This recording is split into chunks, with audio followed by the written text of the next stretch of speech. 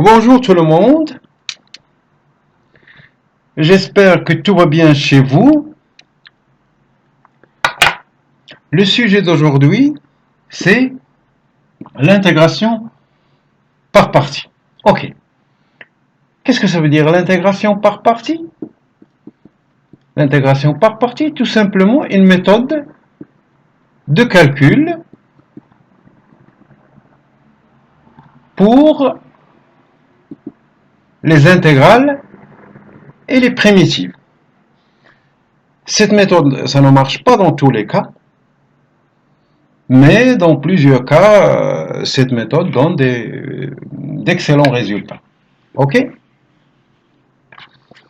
Même extraordinaire, je peux dire. Ok. Avant de rentrer dans le fond de ce sujet, je vais revenir sur la dérivée du produit de deux fonctions. On a dit que si on a une fonction u et v dérivables et on veut calculer la dérivée du produit de ces deux fonctions, on fait comme ça. uv', c'est u'v plus uv'. Ok. On fait passer un terme dans l'autre côté, oui, vers l'autre côté. Donc c'est quoi? C'est u v', ça est égal uv dérivé moins u'v. Maintenant, par passage aux intégrales, ok? Fait un intégral ici, un intégral ici, pour cette fonction. On a dit que les intégrales ont la propriété de la linéarité.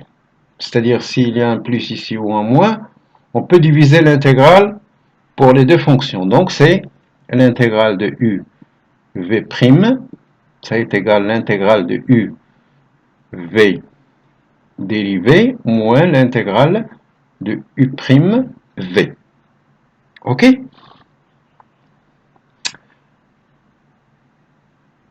L'intégrale et la dérivation, ce sont disons, des opérations de nature opposée.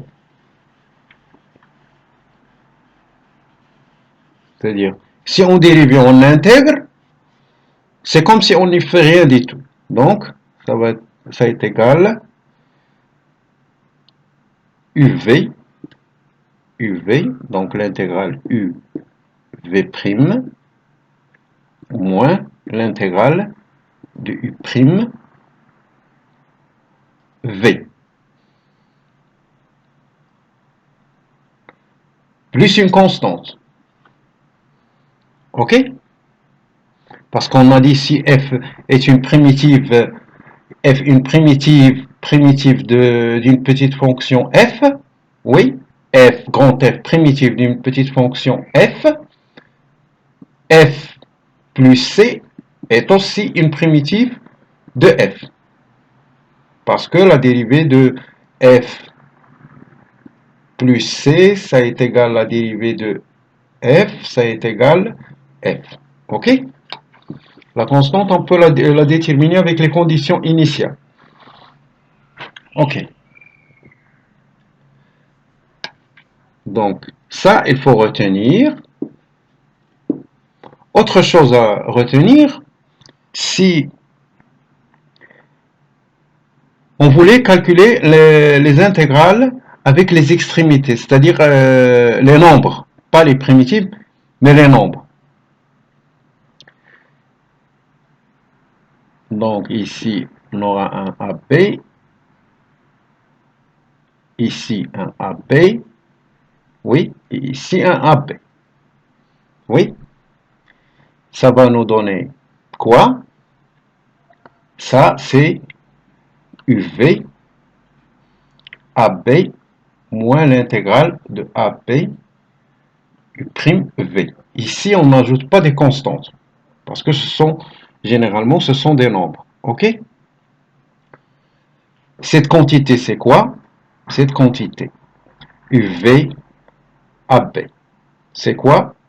C'est UP VB moins UA VA. Ok? Pour illustrer tout ce que je viens de dire, je vais vous donner un exemple. Un exemple très simple. Ok? Voilà. Supposons qu'on veut calculer l'intégrale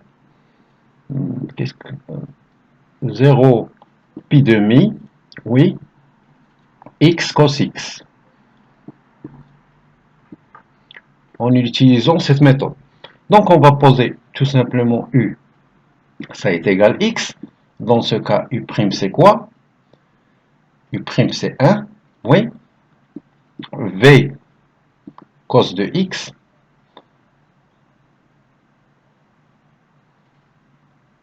pardon, uv'. uv', donc v' cosinus de x. Donc v c'est quoi? V c'est quoi? C'est sinus. Si on dérive le sinus, on tombe sur le cosinus. Ça c'est clair.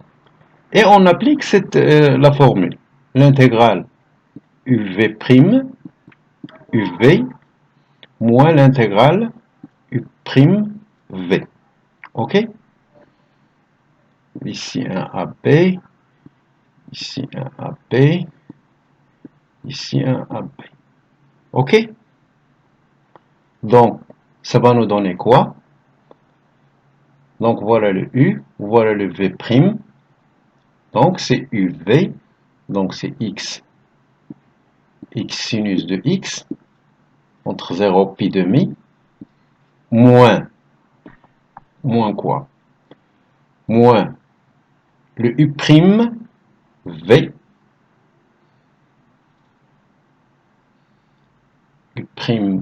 U'V, donc c'est sinus de X, d de X, 0 pi demi.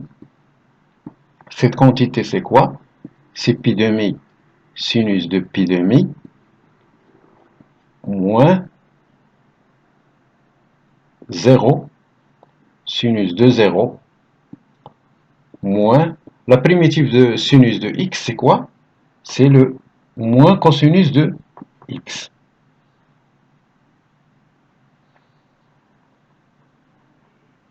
Moins cosinus de x, donc moins cosinus de x, donc c'est 0 pi demi. Donc si vous dérivez le moins cosinus, vous allez tomber sur le sinus de x. Donc ça c'est quoi? Pi demi, sinus pi demi, donc c'est pi demi. Moins, le moins on peut le faire rentrer à l'intérieur, donc ça va nous donner cosinus de x 0 pi demi. Donc c'est quoi? C'est pi demi plus 0 moins 1. Donc cette intégrale vaut exactement pi demi moins 1. Ok?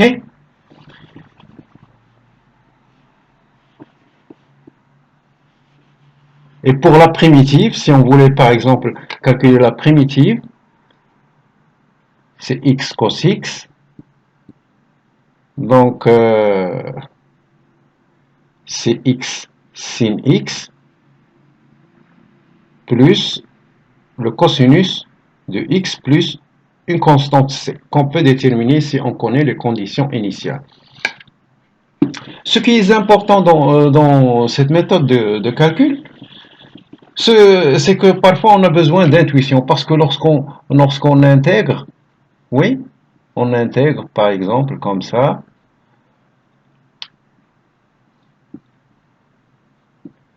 parfois on trouve même des difficultés pour le calcul de la deuxième intégrale. Parfois on peut même effectuer une autre opération d'intégration par partie sur le deuxième intégral, oui, pour pouvoir trouver la primitive ou cette intégrale. Ah, il faut noter qu'il y a des primitives qui n'ont pas il y a des fonctions qui n'admettent pas de primitives, hein, ou parfois c'est très très difficile de calculer leurs primitives. On est même parfois obligé de donner des approximations uniquement, ou d'encadrer la fonction primitive. Donc, c'est ça.